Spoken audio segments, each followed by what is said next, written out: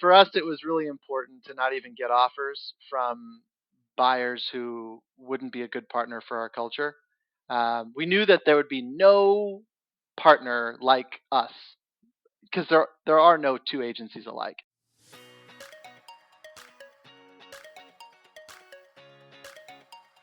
Welcome to the Insurance Refocused podcast, where we're highlighting real agent stories and how they are innovating to respond to the changes and challenges happening in the independent insurance industry. My name's Lindsay, and I can't wait to introduce you to my amazing co-host, who just so happens to be my mom, Carey Wallace. Mom, how you doing today? I am having a fantastic day. How are you doing, Linz?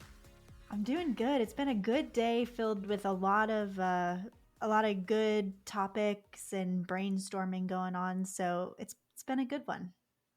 Yeah, these are the days I love. A, I get to spend all day with you, and B, I get to invite people on that and record the conversation. Some of the people I talk to a lot, and actually get to talk about the things and share them with other people. So I got to tell you, I've been waiting for this one for a pretty long time. I am thrilled to welcome Matt Naimoli to the show. Matt has been an incredible asset to me as I've built Agency Focus. He's been such a support, and I'm thrilled that you agreed to come on the podcast and talk with us.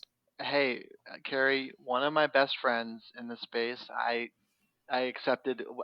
Probably took about 1.5 seconds to accept because I was mid gulp of water. I love you. I love what you're doing. I love what you're about. I love how you handle your business, and of course, I wanted to be an advocate and a supporter of the podcast. I think it's a really cool project. Yeah, it's super fun. And I love that we get to do it. I get to do it with my daughter. I mean, it's just fun. So we Yeah. get to have some really cool conversations. This one will not disappoint. I can guarantee anyone who's listening, I would turn up the volume, get out something to write some notes with, because we're going to cover some stuff that maybe you didn't think about before. So Matt, when I first met you, you were an agency owner. You were someone that I actually saw as a very pivotal person that had a outward persona, but you were also very giving to other agents. And honestly, I didn't know that you sold. I really, and that's true for a lot of people. Like, I did not know, because you don't look like the average seller in this industry. You don't. Like, average Is it seller is, what's that? is it the red hair? It's exactly the red hair. Yeah. So tell me how that Yeah, came about, because I would have never guessed. Like, if we were sitting in a room and we're yeah. all chatting, I would have been like, yeah, he's definitely not a seller. He's a buyer for sure, but he's definitely not a seller. Yeah. Yeah, I think that like anything else in the journey of starting, growing the agency, we were educating ourselves throughout every step of the way, right? The We weren't experts at anything right off the bat, and you just grow as a business owner and an entrepreneur every step of the way. You know that better than anyone, right? Like, you just grow a lot as the more output that you drive. So we went into 2019, and it wasn't a game plan to sell the business. We had no intention. Now, I would say that we definitely weren't planning on passing it down to our children, which is a really cool thing too. It just wasn't part of our game plan and collective vision. But we didn't know when we were going to sell. It wasn't like we had this date in mind or an exit value in mind. And for us, it was more about, wow, like we've never actually took a step back and educated ourselves on what the value of the asset actually is, what selling actually could look like. Because I had a really boxed concept, very small box concept of what that is. I'm happy to share that. But it was important to go through the process of educating ourselves, just becoming more empowering. It was an empowering process to just learn more about what that could look like. And in doing so, I think, we had I had some big reservations as to why I wouldn't sell anytime soon. And I think part of the journey of education, of learning more about what that could look like, from deal structure to partnerships to day two culture and all those things, slowly but surely removed some of those reservations, reduced it down to, this actually could actually look pretty cool. And it got to a point eventually where it made sense. So I think it was more of like a journey through exploration, and could this what could this look like, and what could it look like on the backside? Because I just had no intention of stopping. I had no intention of slowing down. Um, and I originally thought that selling would be one of those two things. Yeah, people think selling is an ending point, but for many, it's actually a transition point, if you will, right? So I want to hear about this boxed view that you have because I only know you on the other side. So, and we have all kinds of conversations. So I'd love to know, like in that moment, what was your view and I how did it change? I thought that selling, this is back in 2017, 2018. I thought selling meant like a bag of cash, hopefully US dollars in, actually Bitcoin, looking back. But just a bag of cash and sitting on a horse riding off into the sunset. Like I thought that was what selling meant. I mean, like the finality of it was very, that's what I'm saying about when I would talk about the closed Mhm. box, the tiny box is like the finality of selling, and that it would be done. The journey would be over. Chapters 1 through 10 would be written, and I would be moving on out of the industry.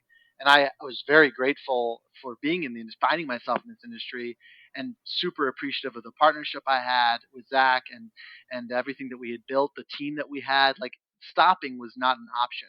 Wasn't interested in just like hanging it up. So for me, that was what that closed box was, and it definitely opened up through the educational process I went through. So for so many, that's true though. Like so many are so tied to what today is, it's difficult to look forward and see what tomorrow might be and how it might be a pathway to yet another thing that you want to try or get involved in or do. And so I think it's crazy important to highlight that because don't we all do that? Like we're so mired in this is the only way to see this and there's other options. And especially in today's market for young owners that have a pathway in front of them where um, sometimes partnering, selling part of your agency, selling your agency and becoming part of a bigger whole can create two exit points, not one, and a lot of growth in the middle where you may not be able to do that yourself. So I think that it's important no matter where you are in your business's life cycle to be able to see that there's opportunity and you just have to weigh them and understand it to be able to know, is this the right opportunity for me and am I even positioned well for the opportunity, right? Yeah, So that's a yeah. great point. I think, and I'm very careful when I talk to anyone about our experience, my experience, to not come off that I'm an advocate for selling your agency. Just because it worked out and it was right for us doesn't mean it's right for everyone. For most people, it's not. And there's a lot of steps that you need to go through of self awareness and understanding of what you have and what your goals are, and making sure you align those two. But for us, I had really there was like three major, I guess, fears associated with fears, concerns of why we would never consider selling in 2019. And the first was, you know, I didn't want to stop, and I thought that selling was kind of the end. The second was we were growing pretty fast, and I didn't want to lose out on the value of the appreciated value of my asset down the road. And why would we just not wait until later on? And then the third was a big one, which was, and maybe this was a little bit more ego based, but it was I liked being a business. I liked being a shareholder. I liked having equity. Like that was in a private company that I can control. And I didn't see a reality going into 2019 where those three concerns could be removed. And for me personally, they all three of them were based on deal structure and partnerships and the whole, what we learned. But for a lot of people, they have concerns that are different, and those concerns can't be removed for the foreseeable future. But as you said earlier, you know, a lot of times the clock starts when you sell your business as like a whole new clock for the next chapter. And for us, I realized that, and then it opened up a kind of a new opportunity.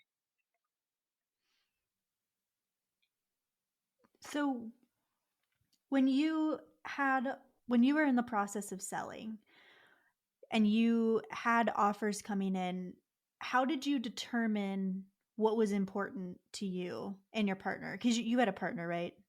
Yeah, yeah. Yeah. Zach was my partner. Yeah. Yeah. Well, Yeah, we closed our eyes and flipped a coin. No, we for us it was really important to not even get offers from buyers who wouldn't be a good partner for our culture. We knew that there would be no partner like us because there are no two agencies alike. So there's no, I don't want anyone to think that there's a perfect scenario with no restrictions and no issues. But there's certainly degrees of what could work and what shouldn't work. And we just didn't want to get offers from buyers who just absolutely wouldn't work. Because God forbid they gave us the best offer on paper and we chose them and then just lived in regret for the next 10 years that we just chose the wrong day two culture partner. And so um, that was important. So, if we started with 15, 16, 17 different potential buyers, we were able to kind of eliminate five or six right off the bat, just because they weren't right for us. The big multi-billion-dollar established mature backed agency, whether public or private, um, you know they're good, they're really the right fit for certain sellers. For us, that wasn't the right fit. For us, the right fit happened to be an earlier stage company that was in like inning two or three. But for a lot of sellers who just want to go back to selling, they just want to go like be a producer again. They just want to sell insurance. They like doing that. They like the commissions. They like the hunt, and they just don't like the HR and IT and accounting and management and people and HR and everything else that is like required of running a business. Um, for them, it's really helpful to work with a partner with a buyer that has a ton of infrastructure and multiple layers of management and a big footprint, tons of resources, right? And for others, it's not fit. And for us, that wasn't the right fit. So we kind of eliminated those right off the bat. And that way, we only had engagements and discussions and received offers from buyers that could be a good fit on day two. If that answers your question. Yeah. So, how did you educate yourself? Because it's overwhelming. Like, there's a lot of options out there. There's a lot of things. Like, how did you guys? You're running a business that's thriving and growing. You're leading teams, and you found the time to actually educate yourself and go down this path. Where did you turn? Yeah, we a lot of different directions. We asked agency owners that had been, in the space for a long time, their recommendations and advice. I actually talked to uh, the big agency buyers directly, and basically saying like, I'm not comfortable, I'm not planning on moving forward, but I'd love to get your feedback as to what this process entails and what steps I should take. We talked to different advisors in the space, consultants in the space, M&A advisors and investment banks. And so we talked to a lot of different quote unquote experts or people that at least had a ton more experience than we did. And that helped to educate ourselves in terms of how long does this process last? What steps should we be taking now? What steps do we not need to take now? What kind of thing? What is a pro forma? Why is that important? How do we actually adjust things on a go forward basis and get credit for that? And like, what's the health of our business relative to some of the our counterparts and competitors? And what kind of buyers are out there? What what's the difference between PE backed buyers and non and banks and local and regional, and the advantage and disadvantages of both, and then are all PE the same, or do they look different? What does that deal structure look like? And so that was part of the educational experience. It was partly like looking inward to our business, and then a lot of it was looking outward to like what are the options and what's the process entail. I'll tell you, Matt, that's a time consuming process to talk to all those people and actually consume it and then refine it, think about how it impacts all of you. So from the time you started educating yourselves to being on day two, Hmm. what time frame was that? Yeah, What was that I evolution? would say it was just under a year, frankly. I think What? yeah, I think it was like the first 6 months was just getting the lay of the land. If I put it this way, if I knew you back then and could have asked you a bunch of questions, I think we could have done it in about 4 months. But I did not know you, and you could have answered a lot of the questions I had back then. But we probably spent the first 6 months just doing a ton of research and getting a lot of gathering a lot of information, insights, and then the actual process of preparing the business and presenting the business to the right parties, having all the conversations, finally reviewing all the offers, going through the diligence. That was probably a full 6 months end to end. Yeah. Yeah. Do you think because you guys never had the thought process that you were building this business as a legacy that would go to the next generation, that you ran your business differently and it positioned you to have the option at that time? Do you think that that had anything to do with it, or you know? It possibly. I think we would have probably run the business the way we ran it, just by nature of who we were. I think we both had the same level of creative juices, the same level of competitive juices, the same level of sort of expansion and desire to kind of grow and create impact. That we probably would have done the same thing. But it is a really good question. Maybe we would have looked at it a little bit differently if my kids, when I started the business, I had kids, which I didn't. If they were much older and they were in middle school or high school, maybe or college, maybe I would have looked at an exit a little bit different. Maybe I would have built the business a little different. There's just so many agencies that have multi-generational, and there's this, I don't want to call it pressure, but there is a tendency, if you're second generation, then you at least think about a third generation. If you're first generation and you're just starting out, maybe not. But I think somehow that sets an agency on a path, and it really matters how you run your agency, what options you have. There's no two ways around that. You guys clearly were growing the agency at a significant pace. That puts you in a different class than agencies that are growing under double digits and all of those things. So, um, I think this whole thing, the reason I wanted to talk to you is because I just want to set expectations. So the expectation is, don't talk to the first buyer, get educated. Number one, know what's most important to you is also very important. And it's actually the number one thing that I start with an agency. Tell me why you're engaging me. Like, why are we having this conversation and what is most important to you? And if someone can articulate that, it actually cancels out a lot of the noise because it allows you to focus. So we definitely talked about that. But what about the expectation of what comes next? Hmm. How did you get ready for that, and what was Hmm. it, and what did you think it was going to be? Yeah. So that was speaking to, I think, the two first concerns I talked about, which was not stopping. I didn't want to stop. So like I wanted to, if anything, pick up the pace or at least have a new goal in mind and reestablish that end zone. And the second was, I really wanted to capture the future value of the business because we were growing fast. And all that in mind with, like, I didn't want to pick the wrong partner and then not like the time that I knew I was going to have post acquisition. So some of the process early on when we were actually evaluating different potential partners, it came down to like sitting with the potential buyers and like, actually, are we talking to the CEO, CFO, CRO, head of M&A, or are we talking to a representative, a junior rep, or someone who tossed out a letter of intent in 4 days? Like, that made a really big impact. And I think that even if we had gotten the best potential financial offer from one of those, the latter group, I think we would have probably still geared towards someone we felt comfortable sitting across the table with. And some people, flew out and met us, and others met us in person, had some virtual sessions. But that really actually had a huge impact. Looking back, could we relate? Could we connect? Would we want to be doing business together? Because we knew we would be doing business together, so we, really want to make sure that that was going to be a healthy relationship, at least for the most part, right? I mean, there's always going to be some friction, and then when we actually finally made the decision and we needed to tell the team and share, and we were getting close to the close. I think that was an area where most people that I've talked to over the years have a question, like, how do I actually how do I actually do that, right? That's a pretty big moment, and I don't want to scare people. And in looking back, we handled it the best we could have, and it certainly didn't go over 1,000% the way we wanted it to, but it went over as good as it probably could have.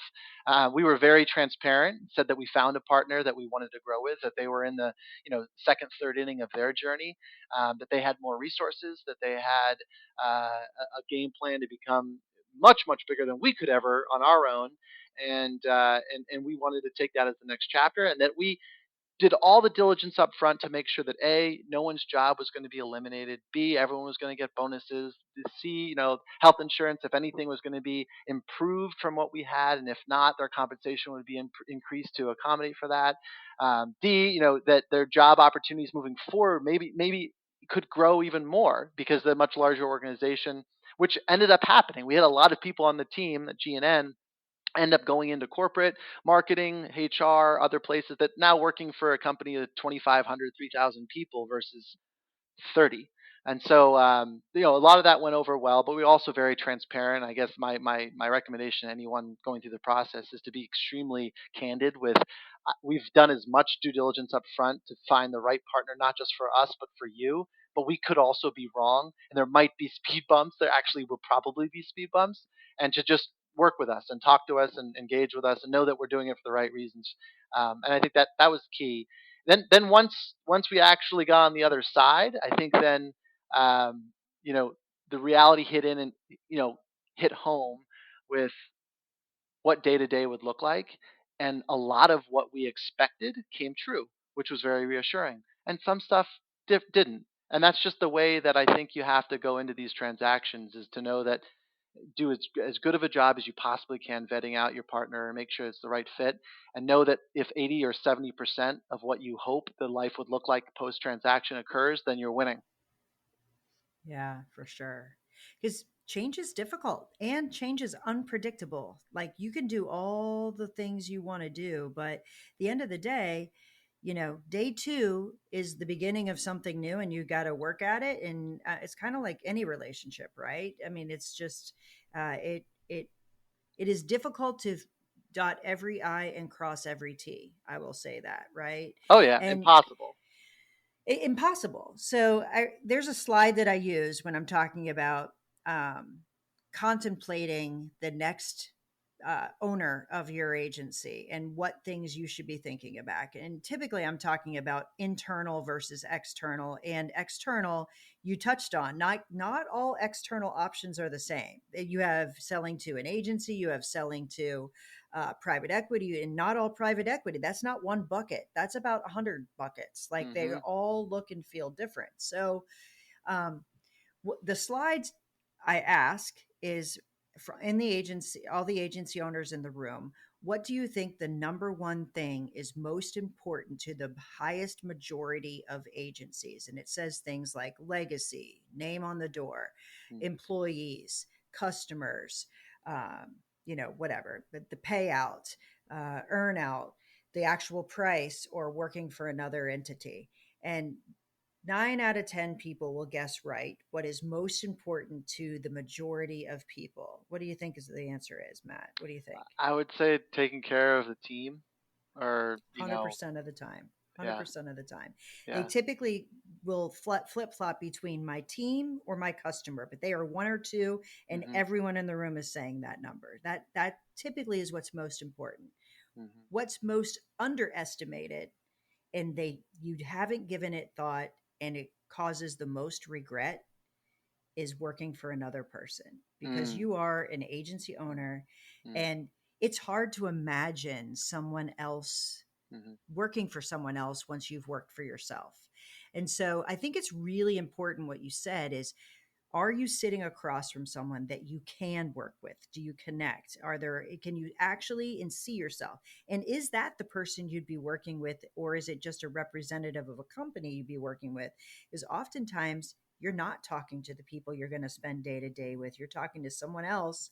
And then you go to day two and you're like, who's this dude? I think Right? that's a great question that needs to be asked more, but from the seller, is what does my day to day work look like? Who am I Yeah. reporting to? Am I reporting to somebody, and who are they? How frequent would I be connecting? What's technically being taken off my plate, and what will I continue to make decisions on? For us, a lot of those questions uh, illuminated the fact that we really needed to continue to sort of control a little bit of our day to day. Like, we didn't want to be completely outsourcing everything, because I think we really kind of had a special thing going internally. And so For us, it was less important to offshore and offload, and more important to maintain, the control as much as we could. And those questions are extremely important. They're just as important, if not more, than what does your earnout structure look like? How do you evaluate your multiple? Where is your stock? And depending on the potential buyer, if those things exist. But yeah, I think the day two culture piece is, what am I going to be doing on a day to day basis? And some sellers really do want to no longer be an owner and no longer make those Sure. decisions. And I think for them, it's a little bit easier to find that right partner because they're pretty clear. But to your point earlier, there's a lot of different PE backed firms, varying levels from 50 million in revenue to 4 billion, right? And some of them own a percentage of your business. Some of them own the full asset and acquire it and give you back stock in the parent company. Some of which full cash offer and you buy back stock. There's so many variety of different buyers in the PE space that you need to ask those questions very very well up front to identify what does my day two look like. I love that you just said that because oftentimes I'll get, what is a typical structure of a purchase? And I'm like, wow, that Mm-hmm. is one loaded question because I don't know. What are like, there's a lot of different ways a structure of a purchase can go. And it really depends on who the buyer is, who the seller is, what's most important to those people, and what the a million factors are that make them either a good fit or a bad fit. So there is no typical. Now, can Mm-hmm. I tell you, here's the things you should consider? Sure. But it's like, what's the typical kid behave like? Are you kidding me? Like that's an impossible answer, I have right? I have I have three young ones, and none of them are the same. So I question if they're all mine just because they're so different. But yeah, it's very much the same. There's a lot of variation out there, a lot of variation, No doubt. and variation from local and different levels, and PE versus bank versus super regional agencies, and so there's a ton of variety. It speaks to the importance of doing your upfront diligence, making sure that those Yeah. questions are asked. Yeah. So, looking back at not even during the selling process, but I want to go back even further, like going back to when you were in running the agency, doing the day to day, weren't even thinking about selling. What advice would you have given yourself back then when you were in it? Yeah, this is gonna sound so like we planted this, and I actually shared this on a different podcast too. But I think that if we had hired a fractional CFO, or even a full time CFO, in 2015, 2016, it would have relieved a lot of anxiety and stress around forecasting and projections, and it would have helped us a little bit in part of our planning towards our goals because we had these growth goals. We had what life would look like in 3 years with the team. What that picture was. Sometimes we overextended and at the wrong times of the year based off of when our renewal cycles were. And that probably wouldn't have happened if we had someone whose their full time role is to really evaluate your finances and make sure you're making the right decisions at the right time. So I think that if honestly, if we had worked with someone like you, Carrie, I think we would have been in a really good position. Outside of that, I've looked back and Zach and I have talked about it. We never acquired ourselves. We were just growing organically, Mm, and part of me had wanted to scratch that itch and acquire smaller agencies and play that same arbitrage game and do the whole thing. But I don't think we would have possibly been able to do it well, given how much we had to dedicate to organic brand marketing, sales, etc., recruitment, team management, everything. It would have had to been an entire different division, and it would have been well capitalized division with a entirely different operation setup with migration teams and merging. Just a lot of different differentiation. And I think sure. more established businesses that have a lot of free cash flow that can deploy that capital towards, you know, not waste, but investing in people and processes that might not turn into, that boomerang effect of revenue down the road. That would work really well with those kind of organizations. Not a lot of those out there. And so I think you can be really good at one thing, and it's hard to be really good thing at twice. So I know people who just acquired and they did that really well, and then they migrated their teams, and that's how they grew. And so I think, yeah, I wouldn't have changed anything else. Yeah. That's Well, first of all, thank you. That was a very nice and not a planted thing, obviously. But I think, people watch what other agencies are doing. And I think it sometimes is a dangerous thing because you got to know your strengths and know be able to weigh, like, listen, I made this decision and this allowed me to perform in a certain way. I could make other decisions, but being able to weigh those and make an informed decision is super helpful. I think sometimes agencies don't just trust, this is what my core strength is, and lean into it as hard as you can and make it as efficient and as profitable and as successful as it can possibly be. If you dabble everywhere and then the opportunity arises, you might not be at the optimal level that you need to be, and it limits your choices. So, but having someone to help weigh that is helpful. Having a partner that allows you to help weigh that, just really asking yourself. There's a lot of things you can do, but you guys Yeah. clearly knew what that was for you, right? Yeah, for us early on, we realized that I think it was like our fourth week in business in February of 2010, and we were in this little tiny, almost like a cubby the size of an office in the most remote place. Like you could not find us, even like our significant others couldn't find us. Like it was the middle of nowhere, shoebox, and this random Wednesday, someone knocked on the door and walked in, and there was three roofers, people that like did roofs for a living. uh, their business was nowhere to be found either. So this was like, if looking back, it was the worst possible walk-in roofers that, and we didn't speak the same language. It was that bad, and we were so excited, and we figured out how to write the business. It was our first E&S policy, and we were so excited. It was pretty expensive. I think we had a claim within 30 days. I think the policy canceled 35 days later. Like it was an absolute mess, and we quickly realized that like that's not something we should be doing, right? So part of that evolution is identifying what you really shouldn't be doing, and then like never touching it again, and then really evaluating, right? Being self-aware and evaluating what's working, what's not working is something we should kill, and what's working we should deploy more resources towards, more attention, because your time follows attention. And I think when we realized that home buyers and people purchasing real estate was really like a really good fit for us, we just went all in on it, and it would have worked with any other niche, but that just happened to be the one we chose. Yeah, that's awesome. Yeah. Well, Matt, obviously, you know this. I could probably talk to you for 3 days and never scratch the surface of this topic adequately, but I really appreciate that you came on and shared your story. If someone wants to talk to you, like they're contemplating this, they're thinking about educating themselves, going through the process, learning from other people, doing what you did, like Hmm. if they want to reach out to you, how do they reach you?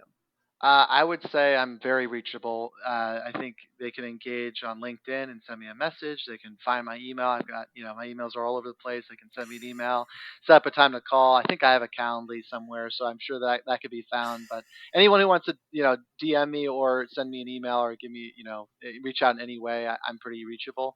And I'm always open to have conversations. I had one this morning with an agency owner in Texas that had specific questions about his business. He might not be in the mode to sell for 10 years, but it was a fun conversation, and I think he walked away with a little bit more empowerment, at least, feeling a little bit better about the process and understanding what he needs to do. So I'm always open, and I love those conversations. This business and industry has been just so good to me, and I just want to continue to invest back right into it and not go anywhere.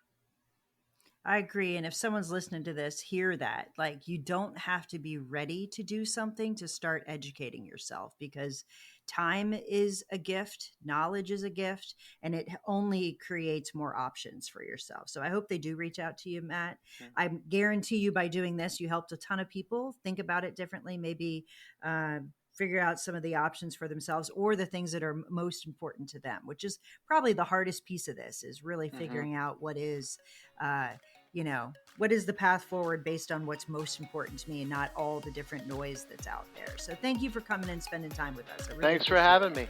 Thanks for having me, both you and Lindsay. Thank you so much. Thanks so much for tuning in to the Insurance Refocused podcast. If you enjoyed the episode, please be sure to hit subscribe and leave us a review so you'll never miss us. Want to learn more about how Agency Focus can help you grow your agency? head to agency-focus.com or email Carey directly at carey@agency-focus.com. If you need to get in touch with me, feel free to shoot me an email at lindsay@agency-focus.com.